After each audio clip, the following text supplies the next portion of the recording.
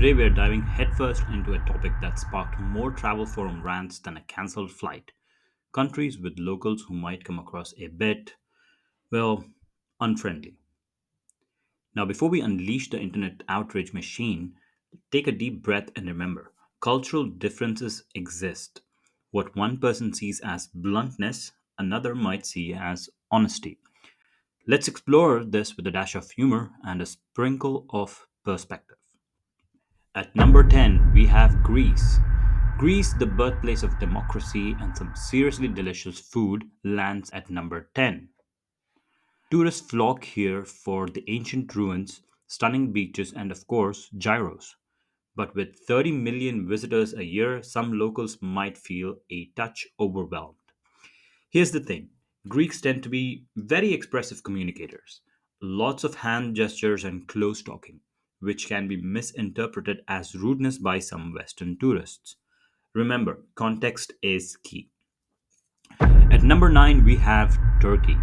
Turkey boasts a rich history that goes back centuries. Istanbul, once known as Constantinople, played a starring role in the Crusades.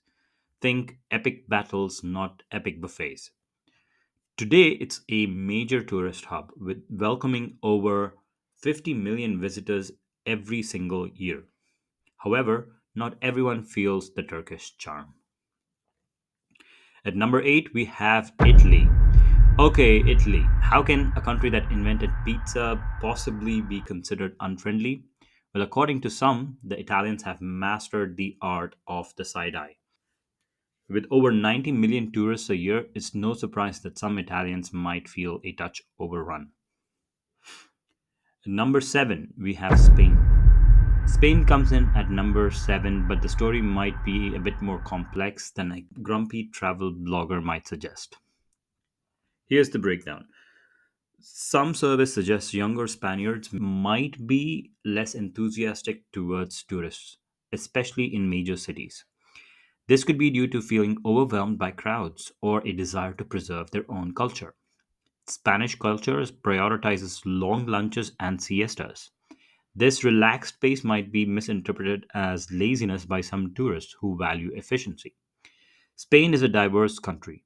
Basque Country and Galicia in the north are known for their warm hospitality, while large cities like Barcelona and Madrid might feel a bit more impersonal. At number 6, we have China. China's position on the list reflects the vast difference between the urban and rural life. Big cities like Beijing and Shanghai are fast paced and densely populated. Locals might appear curt and hurried simply because they are on a tight schedule. Venture outside the concrete jungle and you'll likely encounter a different side of China. In rural areas, hospitality is deeply ingrained in the culture. Locals might be more curious about you and go out of their way to be helpful. At number 5, we have the United States. The United States cracks the top 5, but let's face it, friendliness varies greatly across this vast country. The South is famous for its hospitality, while major cities like New York can feel impersonal. American informality can be misinterpreted as rude by visitors from cultures that value more formal greetings and interactions. The complicated tipping system in restaurants can be a source of frustration for some foreign tourists. At number 4, we have Russia. Russia gets a reputation for bluntness, but it's a cultural trait rather than rudeness. Here's why: Russians value direct communication and honesty. They might come across as harsh, but they usually mean no offense. Friendship in Russia takes time and effort. Initial interactions might seem reserved, but warmth develops as trust is built. Smiling isn't as common in Russia as it is in some cultures. A genuine smile from a Russian is a sign of true friendliness. Number 3, we have the Netherlands.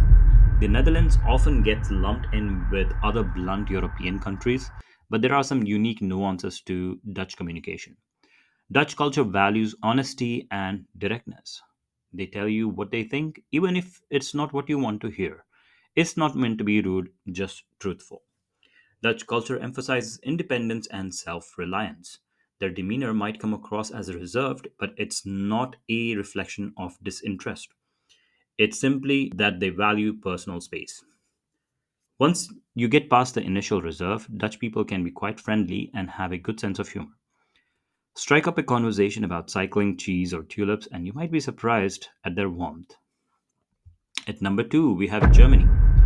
Germans are known for their efficiency and directness, which can sometimes be misinterpreted as rudeness. However, there's more to the story. Germans value order and following the rules. This might come across as inflexibility to some, but it's simply their way of ensuring that things run smoothly. Germans have a dry sense of humor that might be lost on some visitors. Don't be offended if their jokes don't land. They might just be teasing you in a German way. Germans might not wear their emotions on their sleeve, but they are capable of deep friendship and loyalty. And number one, the grand winners of the perceived rudeness. Drumroll, please. It's France.